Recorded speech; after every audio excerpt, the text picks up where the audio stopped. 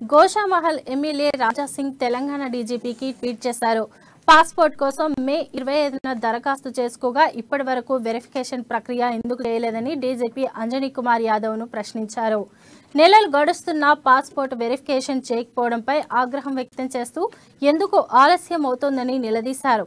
ఓ ప్రజా ప్రతినిధిగా తనకే ఇంత ఆలస్యం జరిగితే ఇక సాధారణ ప్రజల పరిస్థితి ఏంటని ఆందోళన చెందుతున్నట్లు తెలిపారు. అయితే రాజా సింగ్ ట్వీట్ పై డీజీపీ స్పందిస్తారో లేదో చూడాలి.